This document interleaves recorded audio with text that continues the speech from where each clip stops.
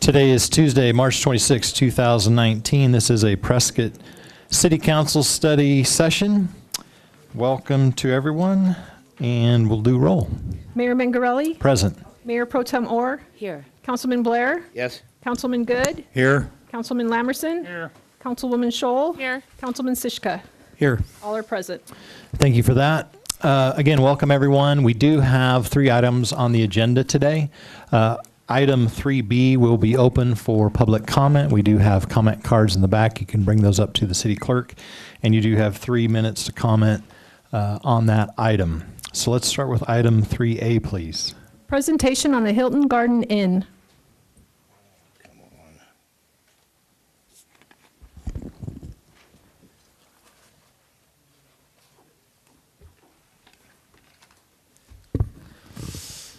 Good afternoon, Mayor and Mayor Pro Tem and council members. Glad to have an opportunity to be with you again this afternoon. We maybe just a little bit of an update for your information. Just a couple of weeks ago, the Board of Trustees for the college approved the sale of the Sam Hill warehouse. That was the last of 5 pieces that really needed to come together in order to make this project happen. So a fairly significant step, and one that contributes to really the viability of the project in creating conference space for the city. Furthermore, we expect we're going to have plans ready for the city by April 8th. So the design is moving forward at full speed, and just wanted you to know where we stand on things and really where we're at this point. This afternoon, in just about 5 or 6 minutes, we wanted to address the items that were brought up in the zoning with the Zoning Commission. Those items really boiled down to about 3 key topics. One, even though it didn't necessarily relate, it becomes a matter of public interest, is the valuation of the land and whether or not the city is really getting a fair shake in that deal, fair compensation for the land. Number 2, parking issues, and number 3, design issues. Maybe we can start with design. I think most of you have seen this because it was in the newspaper. So, so I don't think this is anything new at this point. We have 2 views of the design of this area. The design of the hotel is really the confluence of about 3 major involved parties. One is the city, who's given us some feedback on what they'd like to see and how they'd like to see it tie into the downtown area. Secondly is Hilton Hotels, who has some staunch parameters that have to be followed operationally in order for us to meet their brand standards. And third is just a return on investment question for the owners. Can we build this in a way that it can meet all 3 of those? We can, and that's what this represents. There were a couple of comments that came up about the height along Montezuma. So there's your Montezuma view, the elevations from the east. There are, that and the facade were maybe the 2 major issues that came up. The reason it's built this way and really needs to stay this way is a function of those entities. One is the Hilton requirements, 2 is what is practical to build, and the height parameters, really, if you lower it along Montezuma, we can't raise it on the back because of the 55-foot height limitation imposed by the city. And so we've really done the best we can to design a property that meets the obligations of, or the requirements of Hilton, a return on investment for the ownership, but still is pleasing to the city. And I know I'm biased, but that is one beautiful building. And I think it meets those parameters well to the best that we can, that still will give a return on investment. Parking. In the downtown district, there are no parking requirements for us as a hotel. Initially, we planned on just purchasing this or leasing this city property and having enough parking just for the hotel. As it turns out, we have been able to address parking on a greater scope by putting in escrow some property next to us and providing about another 40 spots. So there will be 120 parking spaces provided at this location, both for use of hotel and public, where none were required. And so I think we've addressed that incredibly well and exceeded the expectations of most anyone for a project of this side. Furthermore, I think it's important to understand you've got a peak off-peak synergy between a hotel and the rest of the use anyhow. So the hotel needs it at night, the park needs it during the day. That's going to provide a lot of parking spaces during the day for the use of the park. The last point that we wanted to address, and perhaps the most important, is the valuation of the land. The reason why it's so important to address it here isn't because of lack of support from City Council. It's because of threats of lawsuits from community members and others who fail to understand that the city is receiving not just fair compensation, but more than fair compensation for this land. So if I can just briefly describe what I mean by that, and I'll start maybe with a preliminary statement. I had made a comment in a previous city council meeting about our experience with the city, with staff members and people here, that it had been a great experience for us. That statement was misconstrued to somehow say that we are receiving, the reason that it's been such a good experience is because the city's been taken advantage of, the developers getting some sort of unfair treatment.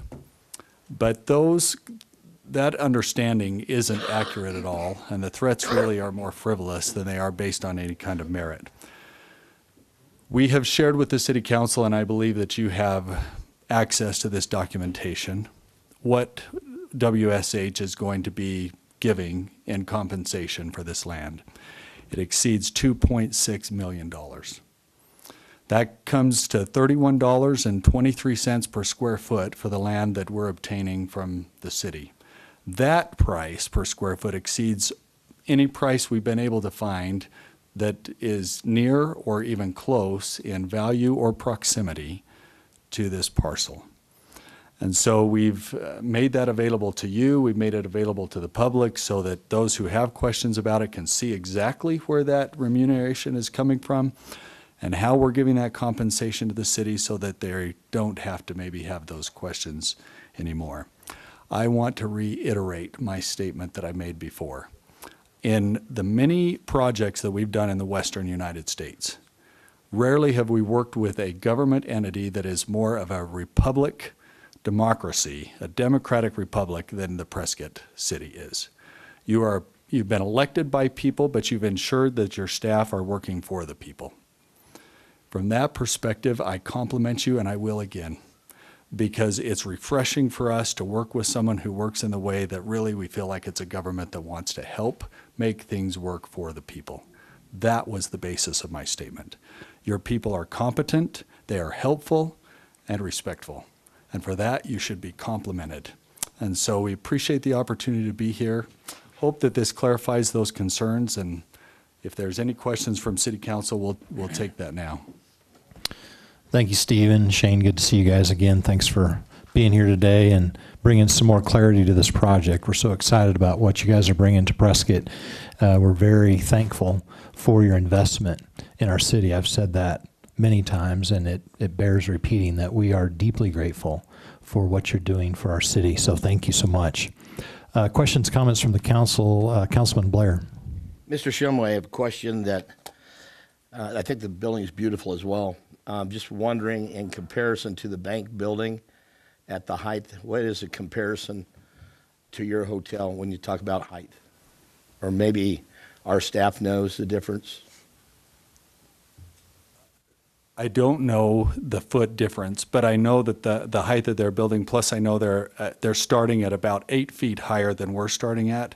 It should be equivalent or a little bit even below, but it's not going to be, there's not going to be a considerable difference. That's what I was looking for. I think, you know, when you start talking about visual concept about how they look when you come down Sheldon Street and you look at the bank building, I don't think this building overpowers the bank building. I think it's vice versa. And I think it'll fit in very nicely, so thank you very much. Councilman Good. Yeah, I was concerned about that massive 55-foot wall being the primary visual perception as residents and visitors come down Sheldon. So I'm aware that with a few architectural features on there, you can soften the impact of that. This is the first rendition I really think that I've seen that shows it in a better light. I also had a chance to talk with the University of Arizona's extension specialist who knows a lot about trees and shrubbery and et cetera. And he did assure me, because that was one of my concerns, and I voiced that at the Planning and Zoning Commission, whether you could get a substantial tree or a series of trees in that 8-foot setback between your wall and the sidewalk. And he assured me there are species that can be put in there that can have significant height, as your rendition shows here. So I'm hoping that you will put a 25 or 30-foot tree in there and not a 6-foot posted tree with a hope that it'll get that big in the future, because we need that at the beginning. So I think my primary concerns, at least from that particular issue, are pretty well satisfied. Councilman Good, I don't know if you're familiar with our project in Flagstaff, but we did it there. Trees that are, 35 feet in height and pretty large, and they do help to soften the building. So it would be the same intent along Montezuma. Councilman Lamerson. Thank you. Thank you for being willing to invest in downtown Prescott. Of course, I say that from a personal perspective since I have a business down there. But it makes sense to me that what you're bringing into the downtown will help rejuvenate the downtown. We've been looking at reinvestment opportunities downtown. We want to keep it to the character, the historical character of the city of Prescott, with a Western flavor. This looks great. Thanks for being willing to invest in my town. Mayor Pro Tem Moore. Yes, thank you. It's so good to see you guys again. And I'm very excited about the park, the railroad bridge, the Sam Hill, all coming together around the hotel and the Granite Creek corridor. So all of it together will make an amazing project. So my question, I did not get that per acre amount. So 2.6 million overall. What was the per acre, Steve? It's a price per square foot of just over $31.20 per square foot is what the compensation to the city will end up being. Thank you very much. Councilman Sishka. Thanks, Mayor. I appreciate that. You guys, we really, really, really appreciate you coming into town. You have extended downtown to the north farther than I ever dreamed it would be extended, and really made that area a viable area. Everybody who's come up to me and asked about the project, and I can't say I know everything about the project, but at the end of the conversation, they're going, wow, what a great opportunity and a neat situation for the city of Prescott. So thank you. Councilwoman Scholl. Can you just remind me how many rooms there'll be? It's 101. Okay, perfect, thank you. Councilman Lamerson. Thank you. You know, I find it kind of interesting. Here we are sitting talking about our community. You know, my hometown is my hometown. This is the only one I ever had. And I sit and I look at Alexa. You were born here, Alexa. This is your hometown. You've got to be excited about some of the new things that are going on. You know, you're one of ours, you know. At the end of the day, you were born here, you graduated high school here, and you're serving the community that is your community. Councilman Good. Yeah, I also wanted to mention the fact there was concern about the total parking capacity.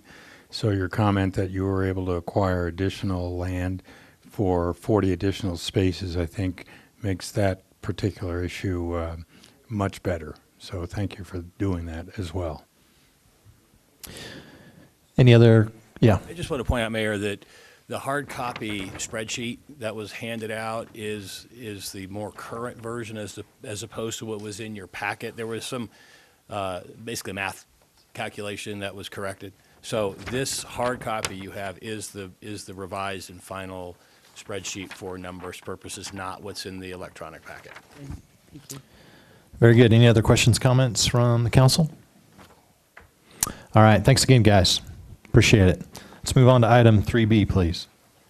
Recommendations from the Mayor's Commission on Facility Optimization and Property Usage.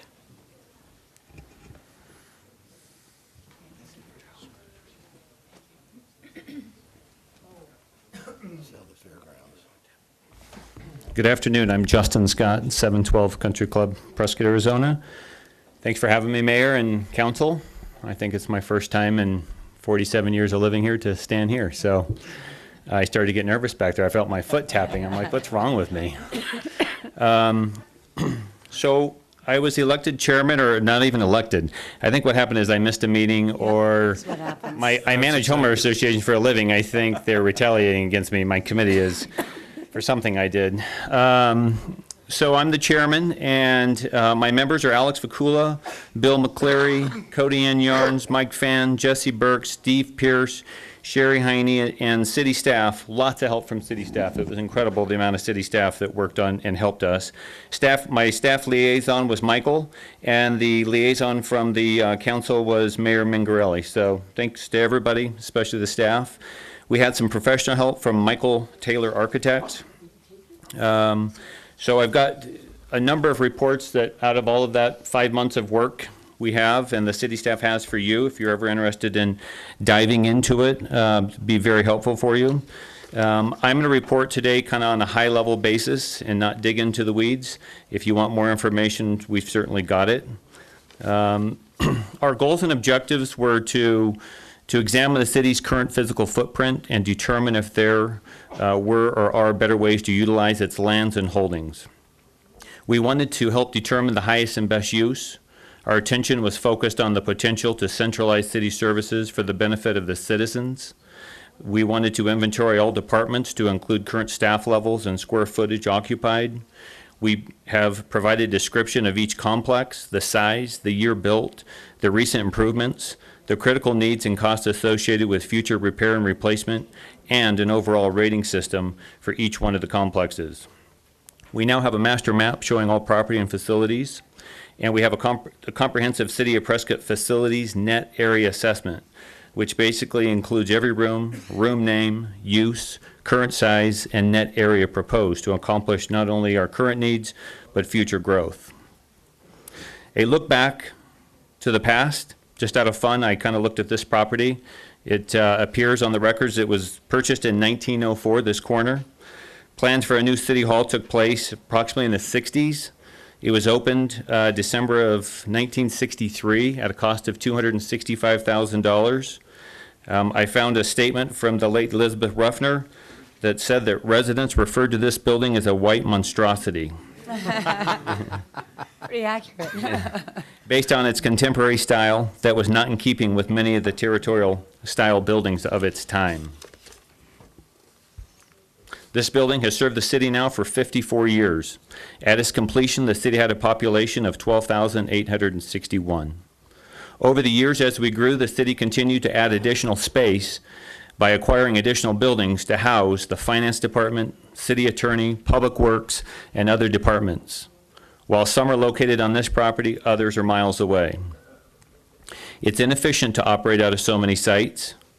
Inconvenience to our residents and our staff is currently out of space as outlined by the facility assessment study. This chamber alone is a great example of a space that does not accommodate the needs of our city, which will be confirmed today at 3 p.m. We are also right around the corner from needing to make large investments in these properties to perform necessary repairs as outlined in the property description report. The committee was able to begin the conversation and quantify the needs by assembling all the reports I mentioned earlier.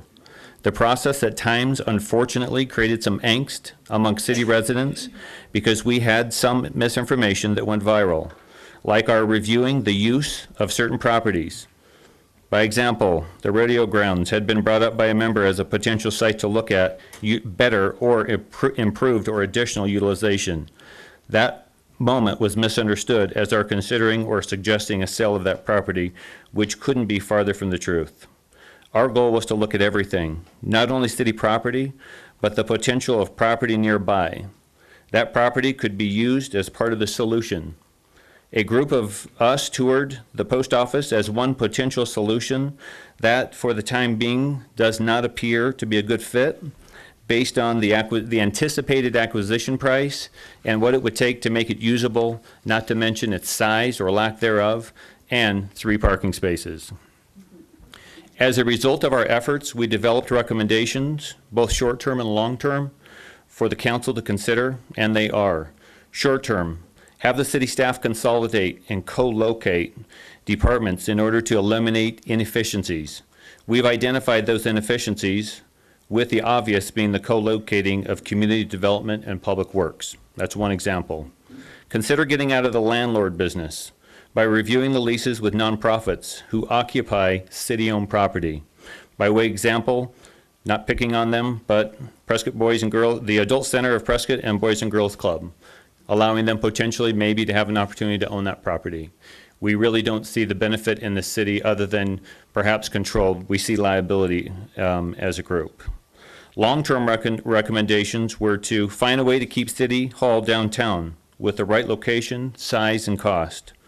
Understanding that now was not the time to incur new debt, consider developing an RFP for city-owned properties that would gauge the interest of third parties to evaluate the value of what is owned by the city. This, in turn, could be considered as part of the solution to developing or building a new City Hall campus on this site or others.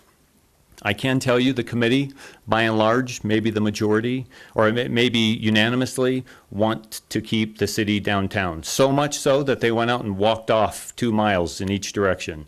They want this thing downtown. I started with a wild brain idea of thinking, geez, if I sell all the valuable property to great, wonderful new amenities downtown, restaurants and hotels, maybe we could go on the outskirts, get less, get more, build new, and not incur debt. The county kind of did that out where they are, away. But that met with resistance. It wasn't necessarily what I wanted, but it was one thought that we had, and it's very, very clear. This committee wants to keep this city and this city hall downtown. It was unlikely without debt that we as a committee could walk in here today and give you definitive recommendations to accommodate the needs of our residents, staffs, and future growth. But I'm confident that the work that we've performed is the foundation to solid data, a new conversation, and hopefully a 3-year plan based on some additional gathering of information to set us up to provide continued excellent city services to our residents for many, many years. I mean, we've been here for 54, so if we do the right thing and we plan for it, it doesn't have to happen immediately, but I think our takeaway was it's not necessarily efficient to run so many different buildings with so few people in them. You're duplicating bathrooms, you're duplicating entryways, doors, and common areas. And so there's a balance between everything that's this building alone. When you look at the study, the capital repairs that are going to come up on you in the next 5 years, it's a big number. And no one building was enough to make us think that we needed to build a new city hall altogether. And then if you take the people that work in these facilities, they are bumper to bumper. I mean, you have exhausted, and every time you grow and every time this city grows, you go out and get another building, which then compounds the inefficiencies. We don't see a way today to make a change, but if we don't start the conversation, it'll never happen. I served 10 years ago, airport planning, and we fell flat on our face, and I finally walked away and got very frustrated. But as I get older, I look back at those moments, and those were stepping stones to what today I can't believe. I'm an aviator. It looks to me like we're actually going to have a terminal. Yeah. So maybe today is the start of a conversation that maybe we will have a city hall be fitting of all the great things that we do in the city. Well, thank you, Justin. I want to just thank you for your time and your leadership on this commission. And all the members that you listed off there did a very conscientious job and very invested in our city and want the best for the public. I think you're right. The primary goal was to better serve the public. How can we better deliver services and serve the public? So I appreciate your work on this. We will allow council to ask some questions and have some comments. Before we do that, do we have public comment? No, Mayor. Okay. So let's open up to the council. Councilman Blair. Thank you for getting out there and doing that. It's never easy to evaluate an old community and try to figure out how we can squeeze something new in it. But I've always wondered, maybe you can explain whether you guys did it or not, to get with Prescott Unified School District and evaluate Mile High Middle School as a core for city functions, and also the football field to build a new city hall, as well as the parking that would serve that and new council chambers. Whereas moving a new junior high or middle school out to the Dells area where the population is tending to move, it would seem to me that that would be the closest thing to keeping everything downtown core and then selling all the auxiliary outside buildings that the city has to fund the construction of such, and possibly even be able to put some old-time bridge across the street there and go to the parking garage, so we have parking at the parking garage to go to the facility for the city. So that's a thought, and somebody that's been here a long time, I don't know how we'd ever be able to centralize services unless we acquire Mile High Middle School and that piece of property. It was our number one site. So staff can give you in more depth. I stayed away from naming off the Salvation Army, certain churches. The county owns a hospital down the road that they've abandoned. We went out and identified for you 6 or 7 of the top sites, the middle school being number one, for locations where we might be able to do a campus and build something like we're talking about. But once the rodeo ground situation started to flourish, then I took a different direction and thought, I'm not going to name any names because I don't want the miscommunication, and I don't want to be disliked any more than I am. I appreciate it. I think that you guys did a great job, and certainly it may be the start of something, 4 or 5 years from now with Prescott Unified School District in the city of Prescott, where we can go the same direction the airport has gone. I think there's a win-win there, Councilman Blair, at some point in time in the future.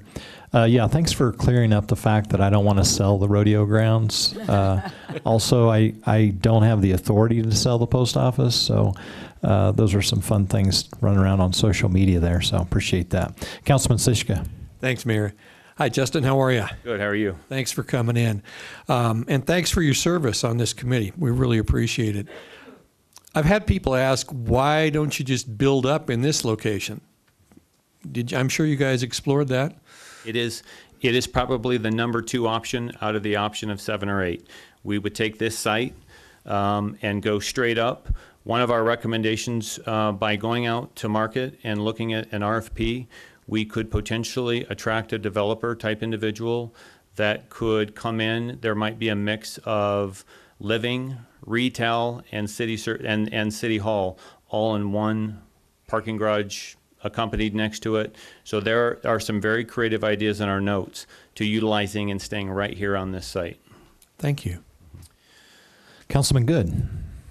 Thank you, Justin. I attended most of the meetings, and I commend your ability to keep the committee focused on the discussions, because I know you really looked at a lot of wide geographical options, and I agree that keeping city functions close to downtown is by far the best future plan. Where that happens and when it happens is another question. Does it need to be done? Yeah, it does. It's no question it does. We've got a tremendous amount of inefficiencies, and as you said, just keeping the holes patched and the leaks dealt with is going to be an expensive proposition over the next several years. But we are still challenged with a tremendously large city liability for our pensions. So once that reaches a manageable level, then I think we can start to entertain the possibility of potentially bonding or finding other financial resources to be able to put a more specific plan into effect. So having that RFP sent out so we have a better understanding of what the market is willing to propose or value should help that process pretty effectively. But I I think everyone needs to understand that this is a multi-year project and plan before we can really come up with a specific plan that we can work with. Yeah, So thank you for all your efforts. You're welcome. It'll take a while. One thing I failed to mention is if you take all the facilities together, we have 35,000 square feet and change. Our estimated cost to build if we just started in a vacant lot would be anywhere between $250 and $350, and that range just is wide all over the board depending on what type of style that you build. Yeah, and I think, Justin, we talked about more or less kind of allowing this commission to go dormant for some period of time, and kind of depending on what we do with an RFP, which we need to get to here in a minute with our comments to figure out if the council would like to ask the city manager to float an RFP on this site. Let's keep going here. Councilman Lamerson. Thank you, Mayor. Again, Justin, thank you for volunteering. You know, when we needed your help on the chamber, you were there. When we needed your help for this, you were there. I want to again thank you as a council member. Thank you for your community involvement. Thank you for helping your community. Thank you. Mayor Pro Tem Moore. Hello, Justin. Good to see you. I, too, want to accept my gratitude for what you've done. You've had a great committee to work with. They were really quite qualified. We started this conversation based upon customer service and making sure whatever we do, we're better able to deliver better customer service, because right now we are just splintered and everywhere. And so I think I just would like to put that out there for the public. That's what started this. And also to see if there's a better use for this property that could bring us money, which would bring more money, more benefits to the city. So I think we're just trying to show that we're being very open-minded, and I like the idea of the RFP. We've talked about that for quite a while, but again, it goes back to the original, we want to do better with customer service than we're able to now. So thank you very much. You're very much welcome. And I would also ask you to instruct the city manager to look at co-locating a couple of these departments, because if you want to take the pressure off the issue today without doing anything, that's a fix, and it doesn't have to be downtown. And we all agreed that that could go anywhere that there was a reasonable and available space to put a couple departments outside of these confines, and then that would release pressure within for the staff that's here. Yeah, good. So, as far as the council's concerned, co-location, as Justin just mentioned, as well as an RFP.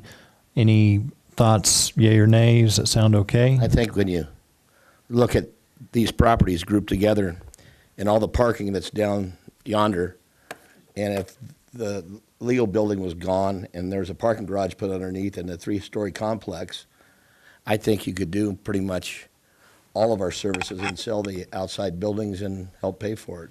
Michael, do you want to speak just a little bit to what that RFP might look like on this site? Sure. We discussed this a little bit with the FOPU committee. The idea would be, the private sector probably has a lot of interest in this specific site. This is one of the, in my opinion, nicest corners maybe in Arizona in terms of redevelopment opportunity.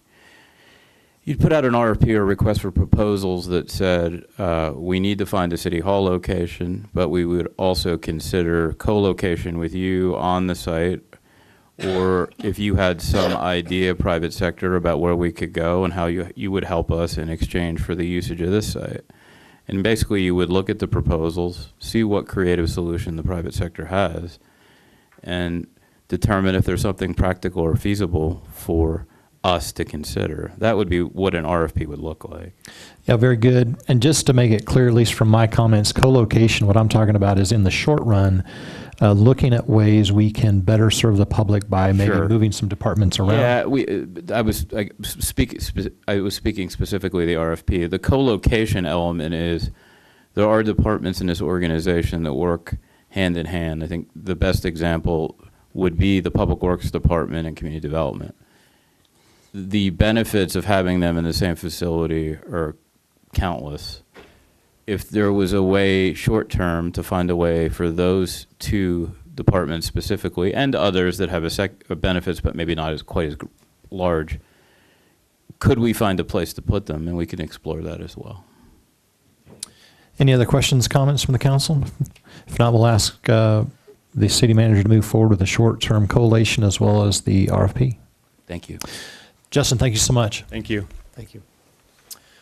All right, let's move on to item 3C, please. Briefing on recently completed community risk assessment standards of cover results and findings. Chief, thanks for being here today. What's your expectation on time with the presentation? Well, hopefully we have an hour. If we don't have an hour, then we will speed date and get through this. Yeah, around 2:30 would be ideal for wrapping up, just so we have a little break. Most certainly, we'll Yeah, do our thank you. best to accommodate that, sir. Thank you. First and foremost, I'd like to introduce Don Bivens. Many of you met with Don in advance of our completion of the Community Risk Assessment and Standards of Cover. One key element that I like to point out as part of the process that went through to develop this document and some of the outgoing recommendations that came forth as part of the study was the community involvement. And we have a number of folks in the community that are here with us today. So I'd like to, if they could stand up, I'd greatly appreciate it if you took part. As you can see, kind of a cross-section, we have business representation as well as community. And from a fire chief's perspective, we thought that was very key. With that, I'd like to go ahead and introduce Don Bivens. He's a representative with ESCI and Emergency Services Consulting International. This is kind of their wheelhouse. They're assisting us, and this is kind of the first step of a three-legged stool towards our pursuit of national accreditation under the Commission on Fire Accreditation. So with that, I'll turn it over to Don. Thank you. Mr. Mayor, Council, it's my honor and privilege to be here today. Understanding and appreciating the time constraints you have, I'm going to do a very quick high-level flyover and spend a little bit of time on the recommendations in the report, and then hopefully we'll have some time left to answer questions that you may have. This process was followed by a national standard for evaluation of fire departments called the Standards of Cover, and it is in fact commissioned by the Fire Accreditation International, and we followed the processes that they have subscribed to. We looked at the community, the services that are provided by the community. We engaged with the community to determine what their expectations were, both the citizens, the business interests, as well as council, city manager, and the labor group in the fire department and firefighters in general. What this is a pretty thorough assessment of your fire department's response and performance capabilities and how it's deployed. It really focuses a lot on performance. What it isn't is a mandate that requires system changes or the expenditure of money by the policymakers. This is really intended to provide you with good metrics and good information to be able to make sound policy decisions going forward in addressing the service demand issues that the fire department has.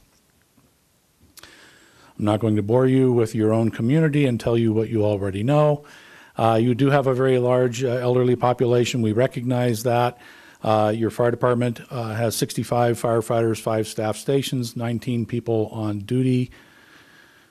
These are the services that are provided, the major services that are provided to your community from an emergency response standpoint, as well as the fire prevention and public safety education components. And if I start going too fast, you can just wave at me and I'll try to slow down. Or if I'm not going fast enough, I'll respond accordingly. We did a community risk assessment. We evaluated the risks of your community and what you, I'm sure, already know. Your most significant risk is wildfire. The orange, deep orange colors in this map is a reflection of the highest, most extreme risk for wildfire, and you can see that the vast majority of the city of Prescott is in that area. Your workload, the demand for services, emergency response demand for services has gone up 12.1% over the last 9 years. This is how those calls break down. 56% of your call volume is EMS. You have a very significant number of good intent calls where people are mistaking steam for smoke, for example, those kinds of things. I will point out that the EMS response load is actually low comparatively to fire departments nationally. They typically range anywhere between 70 and 80%. So your EMS call volume is actually surprisingly low. This shows a month-by-month evaluation of 2015, 16, and 17. You can see that there's not a lot of variation between months. You're a little busier in the summer. You're a little less busy in the late fall and in late winter. You are not, there isn't a lot of difference in days. It's a little slower on Sundays than it is on Mondays or Fridays, but generally in the realm of pretty flat. However, on an hour-by-hour basis, this is a pretty typical pattern for municipal fire departments, where you see 2015, 16, and 17 follow a curve that I describe as kind of a profile of a whale, with the far left side being the top of the tail coming down to the flank, and then up the top, the back of the whale is around 4 o'clock in the afternoon, and then starts dropping off toward the head at midnight.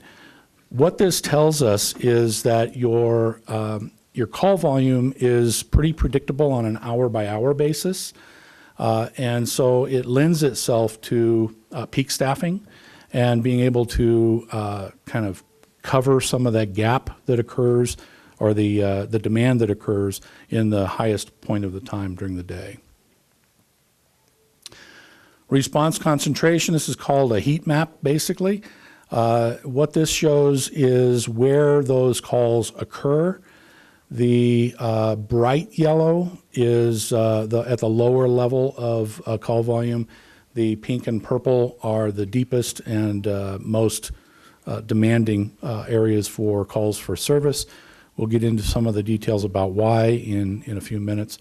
But ultimately, you can see that the vast majority of your demand is in the downtown area between Station 71 and 72, with some spillover towards Station 51 and up just north of Station 74.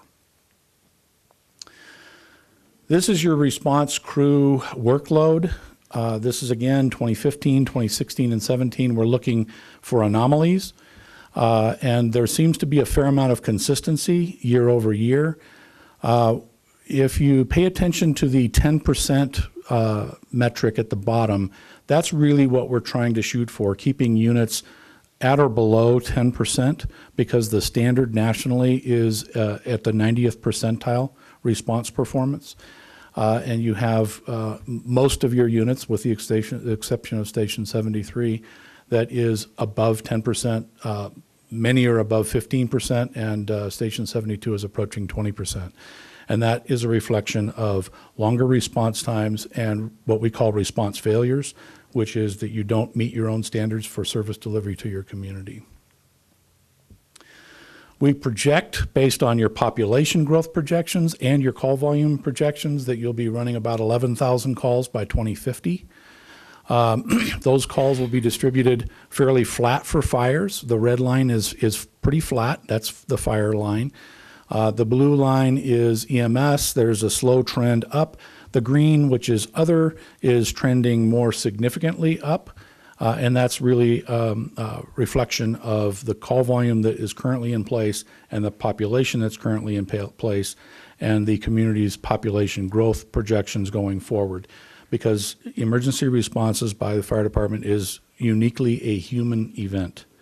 And so as you have more humans in the area, you have more call volume. Let me ask you a question. Yes. Can you give us some examples of the incidents that are classified as other? I can tell you that other maybe, and I would ask the chief to correct me here, but other is classified by the individuals who are writing the reports after the call comes in. Typically, what would occur in others would be public assist calls. It would be responses that ended up not being true emergencies and did not justify or rationalize a full EMS response report or a full fire alarm report. When we met with the community, we met in 2 separate sessions. One was with the business group. We had 13 people from the business community attend and represented for 2 hours. We had a separate session for citizens. There were 10 citizens that attended, and they went through exactly the same process with a structured survey going forward. And as I said earlier, we interviewed available council members, the mayor, city manager, the Firefighters Association president, and the firefighters themselves. This first graph shows the business community's planning priorities.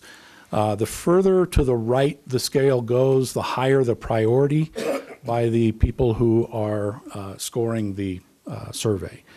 So what this shows is that there's a virtual tie between increasing or expanding staffing and deployment of resources for the fire department and improving response time. There seemed to be a recognition that if you're going to increase or improve response time, it's going to need some more resources, and there was recognition for that. A somewhat distant second is reliable facilities and equipment, making sure that fire engines start when you turn the key. Actually, they don't have keys anymore, but and also making sure that the facilities are safe and effective for response. Then ensuring technical competence, which basically means training. And then distant toward the end is maintaining existing response time. There was a lack of interest in maintaining response time. There was an improvement desire, and containing costs to the taxpayers, which I always caution if that ends up being on the low end of the scale. That is not a green light to increase taxes. What that is more a reflection of is we believe that the fire department and through the city council and through the city politic, the funds that are being expended are being justified and are reasonable, and that there's a trust level that the cost is balanced with the benefit. So, Mr. Bevins, let me ask just, Yes. so reliable equipment and facilities, so Yes. that's a high priority for 38%. Those are not percentages, those What are is raw a 38? numbers. What? It's 38 people. It's not 38 people, it's the score 38, and I knew there was going to be questions about that. It's a scale of a 1 to 6 that they had the opportunity to prioritize, and then the collective came up to the 38. And so that's basically 50 was about the highest you were going to be able to go, Okay. and 38 is relative to that. Well, it's high priority, but it's not saying that we have equipment that's not reliable. And facilities, I mean, There was no indication Okay. by the business That's why I- community that there was a lacking in those areas. They just wanted assurance that that was going to continue to be the okay, case. thank you. Then we talked about service priorities. All of the major services that the fire department provides were, there was an education piece that was given to the attendees. This information was described to the attendees, and they prioritized EMS, paramedic service, as the highest, fire suppression a very close second. That's not unusual for organizations that provide advanced life support medical service. What is a little unusual is that public education is actually as high as it is on this, because in a lot of communities, public education is pushed way, way back because it's seen as not an emergency, therefore it's not important. But frankly, the most important thing you can do is prevent the emergency, and public education is a key piece of that. Then we gave them an opinion poll, basically, and we asked them to simply score based on what they know, no special knowledge of the fire department other than kind of an orientation, about the cost of service, the type of response that they receive from the fire department, and the staffing levels of the organization. In this particular case, the majority, 67% of those responded, indicated that the department was underfunded, 33% appropriately funded. Nobody felt it was too expensive. A little closer to a break-even point between response being appropriate and being too slow, but they tend to lean toward responses are too slow. In fact, that was the higher score of the two. And then staffing levels, understaffed at 75% and staffing appropriately at 25%. Excuse me, I have a question for you. Yes, sir. When you say when they were saying the response was too slow, did they have a number in mind, or were they just saying, I feel that the response is too slow? We told them what the response performance actually is, and then we told them what the Prescott Fire Department's standards are, and then we told them what the national standards were. And because you're not currently meeting either, they felt that was not acceptable. Okay, thank you. You bet. Now we go to the citizens group. Pretty similar in the response. Improving response time was the highest priority, expanding staffing and deployment secondarily, a little more distant second. And then containing costs again is surprisingly low scored. Services, again, paramedic and fire suppression are the two highest priorities. Public education is higher than most organizations your size, but still low. And their opinions, 73% felt that it was the department was underfunded, 82% felt it was too slow, 73% felt it was understaffed. Could Yes, you go sir. back, what were the sample sizes again? Of the businesses? 13 for business and 10 for citizens. 13 individuals for one and 10 for the other. Yes, that's correct. Yeah, this is, and the report says this is not a statistically valid sampling of your community. It is simply a pulse of the community. And we did provide some guidance to the department about the type of people who should attend. We did not want the room stacked with cheerleaders, which some organizations tend to want to do. That did not occur here, by the way. The themes from the meetings with the city council and mayor and city manager was that there was a belief that the department should be as obviously as efficient and as effective as possible. There was some agreement that there was a possibility of using smaller units for EMS responses and responding differently as a result of that. And that generally those interviewed said that the response time should be 8 minutes or less, or basically less than 8 minutes. The internal members of the department indicated that the demand is excessive, the risk is not clearly understood by the community, and educating the public is critical to them understanding what the risks actually are. The system, people, tools, and time equals effectiveness. It requires people, it requires the right tools, and it requires a timely response. And I'm not going to waste time with that. Critical tasking and alarm assignments. There are national standards or national accepted protocols for responses by type. The Prescott Fire Department also is responsible for establishing its own standards in consultation with the council. They went through this process, identified that ultimately they need 14 people for a low-rise, moderate-risk structure fire, which is basically a 2,000 square foot home, single-family home, single story. And the tools, they ultimately need 3 engines, a ladder truck, air supply, and a battalion chief. Interestingly, they've identified the need for 14 people, but they only dispatched 13. So they're already short with the people that are sent to the emergency. And actually, by the way, comparing that to national standards, the typical range is 14 to 16 for a moderate risk structure fire. These are the phases of an emergency event.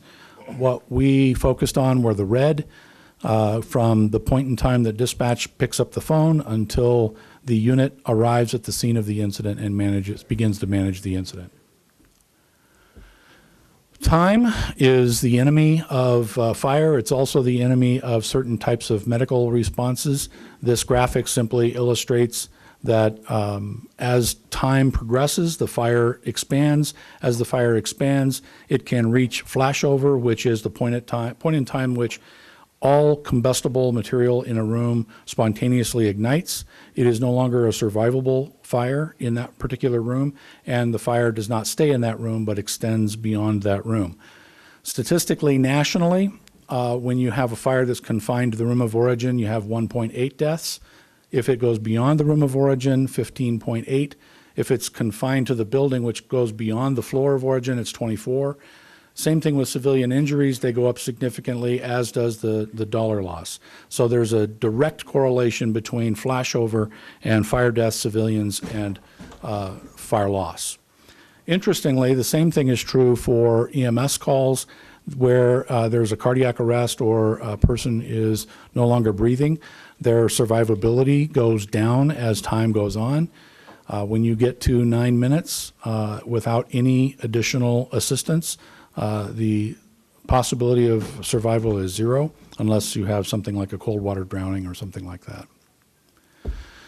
This is an example of some of those influences of time. These are some of the standards that the Prescott Fire Department has established for itself. This is what we evaluated it against, but we also evaluated against your own, the national standards. You have outstanding performance in the dispatch center. Outstanding performance. Your standard is 10 seconds, 98.5% of the time. Actually, it's 100% of the time at 15 seconds. But your performance is 10 seconds at 98.5%. This is basically a reflection. This doesn't reflect on that. Oh, I guess it does. You can't see it very well. Anyway, the red line is the actual performance of the dispatchers, how long it takes them to handle the call. The blue line is the number of incidents that occur. And if you remember back to the hour-by-hour count, the call volume goes up in the middle of the day, so does the call processing time. So the demand for service has an impact on the dispatch center's ability to process calls. That's likely an indication of them being at system stress, and there's likely a need for some additional resources, either new technology or additional dispatch personnel to be able to manage those peaks. Turnout time is the time that it takes firefighters, once they get dispatched, to actually get to the unit and start responding to the call.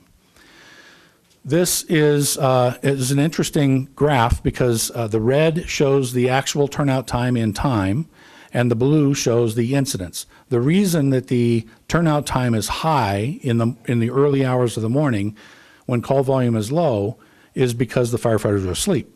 So it's harder to wake up, gear up, go to the unit, and respond.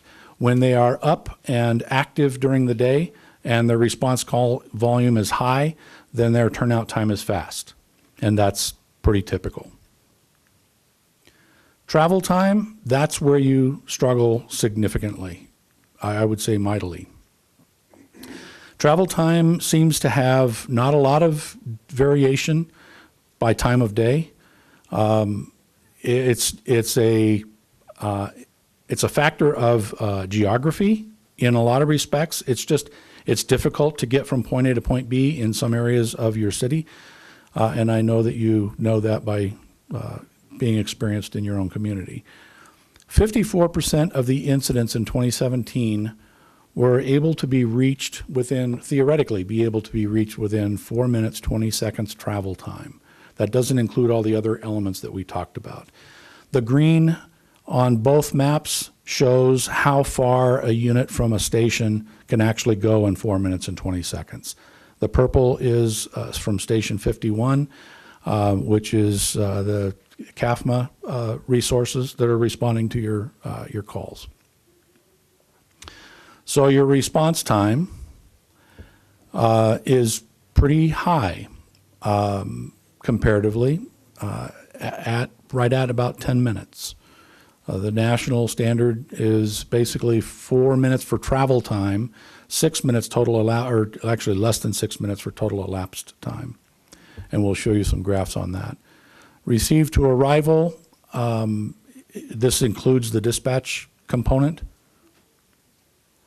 And these are, I'm throwing a lot of standards at you, so this graph hopefully illustrates that from call answering, which is at the very top left side of the screen, all the way to receive to arrival time and the resources actually getting there to be able to affect an outcome, positive outcome. that the call answer time and call processing time and for fire and for EMS are well exceeded by your dispatch folks, meaning they far surpass the minimum standards for call handling. They're doing a great job. Where the difficulty comes in is turnout time. The PFD misses the mark slightly by about 30 seconds. Travel time, they miss it substantially by 4 minutes. Actually 5 minutes and 20, response time for EMS is a little over 4 minutes lagging behind your own standards and behind national standards. And ultimately, from call time received until arrival, 10 minutes, 15 seconds. And are you saying that's really mostly due to travel? Yes, that's Okay. the biggest contributor to the slow response Getting time. across town or? Yeah, well, ultimately, and I'm going to get to that in a second, it also has a lot to do with whether the units are actually available to respond or not. If they're out of service on another call, handling another call, then they're not going to be able to achieve it. Right. Effective response force basically means that everybody you dispatched that you said you needed is actually arriving. This is the number of building fires that you had and the amount of minutes that it took for them to get there. In 2017, 23 minutes for all of the resources that were dispatched to get there to affect the positive outcome of the incident. This graph is interesting. The really, really bright green in the legend on the top of the map is the areas on the map that reflect where you can put 13 firefighters. You can assemble 13 firefighters in your response standard. And you'll notice there is no bright green.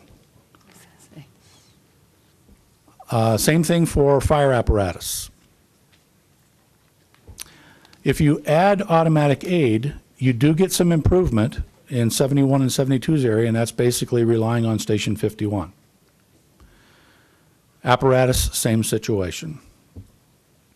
Concurrency. This is one that causes some problems. Concurrency means, in this case, you have, in 2017, 4,037 calls where it was the only incident that was happening at that particular time. There were 2,765 calls where 2 calls were occurring simultaneously, and over 1,000 where 3 calls were occurring simultaneously. That is where you start seeing response performance significantly suffer because units are responding from further away and they're not able to achieve the response performance you want. So now we're at recommendations.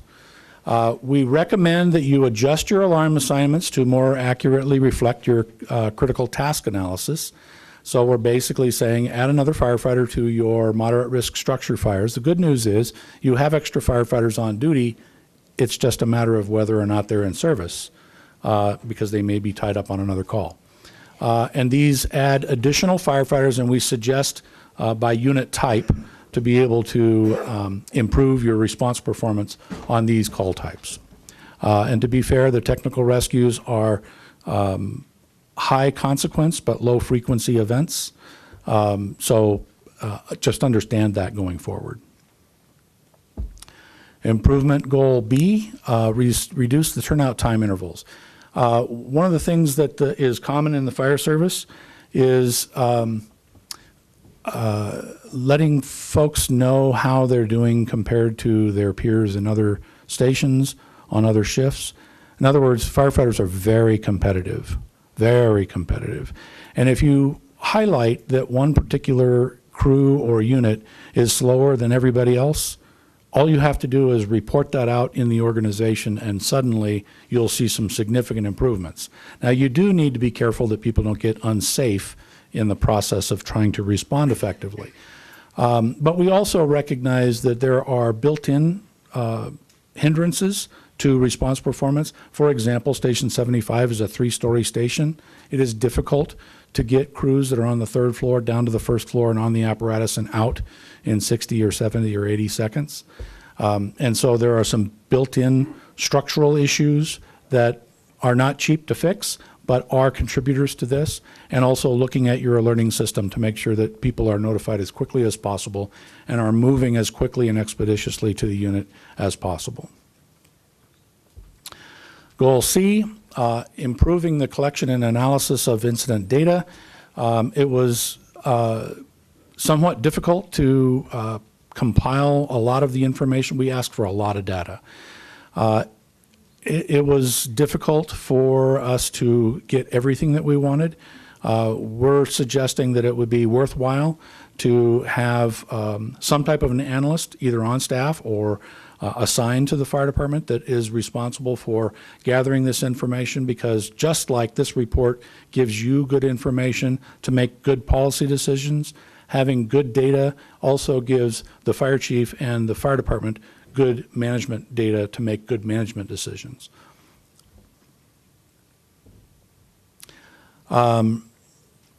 Reducing travel time by adding fire stations. This one is the more expensive one. Currently, if you include PFD and Station 51, basically, you're looking at 54% of the responses in 2017 could be reached in 4 minutes and 20 seconds. If you added, if you added the station in the lower left-hand corner, which is west of Station 71, and the station kind of midway between Station 72, 75, and 74, kind of in that center. If you added those two stations, you will see a 77 or an improvement to 77% of the calls that could be handled in 4 minutes, could be reached in 4 minutes and 20 seconds. We also took the liberty of identifying where Station 73 should be relocated, because we understand that you're looking at relocating Station 73 as it exists today. We wanted to identify where the optimum location was for that station. This is where you get the opportunity for peak units. You can add peak units to the system and take some of that high call volume out of the middle of the day off the grid, off the response workload and demand for the fire engines that are currently going. If you look at this graph, it'll show current units during the day and current units at night. And again, I mentioned you want to be at or below 10%. Because the response standards are at the 90th percentile. In this particular case, this is a very complicated, and I wish the person who created this could come with me to explain it, although I don't think we have time. This is a probability analysis that identifies the likelihood that units are going, or people who call 911 are going to have to wait for a call based on the timeline, day or night. In this particular case, you currently have 1 unit during the day, 1 unit at night at each of the stations. What we're proposing is that at Station 51, 71, and 72, and 74, optimally, having 2 units during the day, dropping down to 1 at night, with the exception of Station 72, which is the one that is getting slammed the most with demand. That one should be a 24-hour unit or 2 12-hour units to get you down below that 10% threshold for probability of wait. The next goal, almost finished, implementation of the community risk reduction strategies. This is really talking about, when we talk about public education, we talk about helping the community help themselves, help them understand what they need to do to protect themselves, to keep themselves safe. The least expensive response is the one that doesn't occur, and the best way to do that is to inform and educate and arm your citizens with information so that they can avoid the need for a fire department response. Having an engaged community with your fire prevention program and your operational elements, your response elements, helps the community understand what they need to do differently. And it also requires the fire department to closely evaluate the data that they compile to identify where the pardon the pun, hot spots are in your community so that you can respond with an appropriate education program. G, improve efficiency of response to emergency medical incidents. We believe that there are some emergency medical incidents that are not necessary for the fire department to respond to, but you don't know that yet because you don't have the ability to triage those calls. We're recommending that you include emergency medical dispatch triage protocols, which will, and I'll warn you now, it'll slow down the dispatch center because they'll have to ask some follow-up questions in order to figure out what kind of a response this type of an emergency needs. It'll slow that down a little bit, but you'll make that up by keeping units in service that don't have to go and having appropriate responses, units responding. There are some calls where it's an ambulance-only requirement. There are some calls where it's fire-only requirement, and there are some that would require both. But right now, everybody goes out of default. Yes, ma'am. And Mr. Bevins, you've already said that our dispatch is doing very, very Superb. well. Yes. So we'd actually gain more time on the other end by having them do a little more. Yes, that's correct. The next goal is developing a fuels management plan. We believe that there are some lessons that can be taken away from the Paradise Fire in California, and that are applicable here. And we're recommending that you focus on an appropriate. Actually, I'm getting a little ahead of myself. This is focused on managing fuels in the urban risk areas. And ultimately, what we're recommending here is that you engage closely with POWIC and do what you need to do. Yavapai County's emergency management has determined that the fuels that are removed in an interface area, wildland interface area, regrow within 7 years to back to where it was when it was removed. So consequently, there needs to be a fuels management plan that is at least repeatable every 7 years, if not more frequently than that. And so this is simply an acknowledgement of that and a recommendation that you likely need more fuels management staff to be able to handle that, but you need a plan, and that plan needs to be tied to the science of what the fuels do in that 7-year window. Now we get to the Paradise, California transfer of lessons learned. There are some areas in your community that could theoretically replicate the situation in Paradise.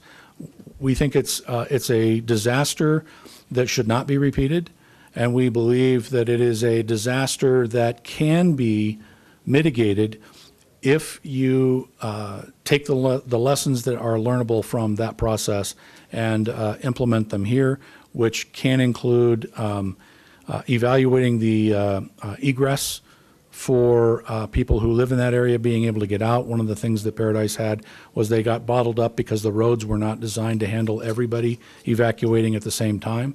They knew that, and they couldn't revise their infrastructure to be able to address it. So it was a known risk that was not managed and ultimately cost a lot of people their lives. Also, if you can't do those kinds of things, then you can do safe zones. You can identify safe zones for citizens to relocate to. If they can't get down the hill or into the city or away from the fire, they can at least identify a safe refuge that they can go to, and having dedicated emergency response routes in, because one of the things they had happen at Paradise was fire response units were stopped from going up to Paradise because everybody in Paradise was coming down, and there was no way to for firefighters to be able to get up there and actually fight fire. And so learning those lessons and transferring as many of those lessons learned here is a good thing. And then finally, you have some, I mentioned earlier the call volume that you have in Station 71, 72, and to some extent above 74. These are high-frequency locations for emergency responses. The green dots are what I'll say that PFD doesn't call this, but we call this frequent flyers. Folks who call for service on a very regular basis. The green dots are 5 to 25 times in a given year. And the bigger the dot, the more frequently they call. The purple dot is 101 to 127 times in 2017 alone. You can see that all the concentration of frequent flyers is in the Station 72 area, with some significant clusters around 71, 74, and 75. What's interesting is that in talking with the Prescott Fire Department, they said that's predictable and not really all that surprising about what we know. What we don't know is who those drivers are. And so they compiled this information and shared it with us. And 8 out of the top 10 most frequently called for services or facilities that are calling for services are assisted living, senior care facilities, and rehab facilities. So out of the top 10 agencies or facilities that called for fire department response very frequently, 8 of them were those types of calls. 951 calls were called by same facilities over and over and over and over again. 796 of the 951 are those care facilities.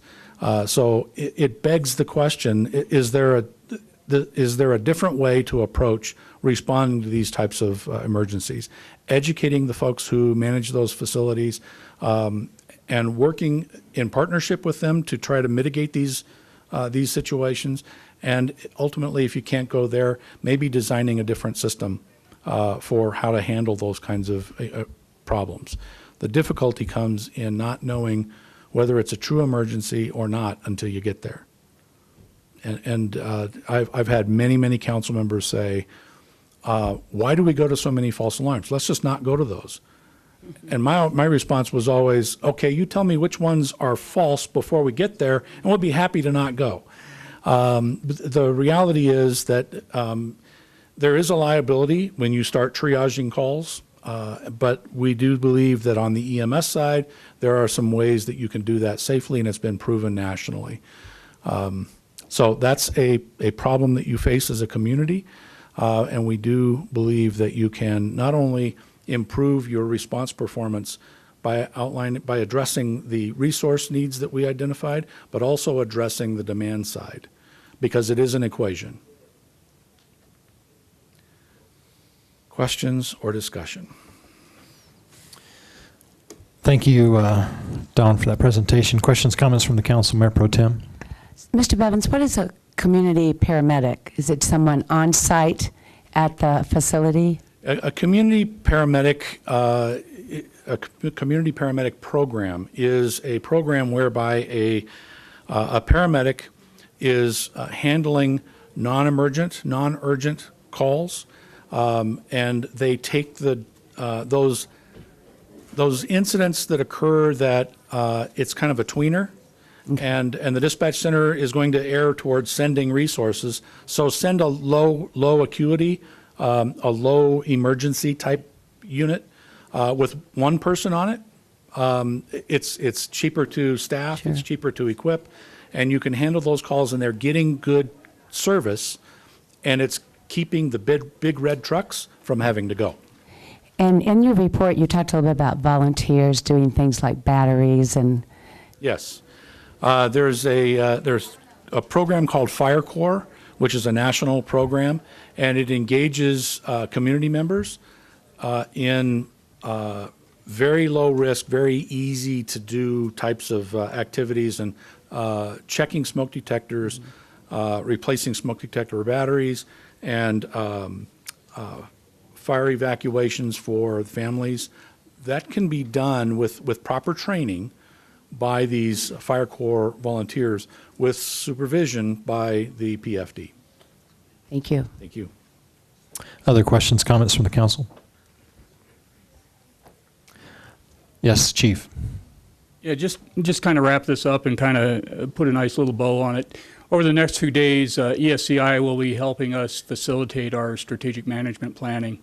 undertaking. We're going to meet with a representative group of internal stakeholders to first and foremost try to find reasonable means to address some of the issues of concern that have been raised in this report and subsequent reports as well. The ICMA study rehashed some of this, as did some of the other undertakings that have preceded it.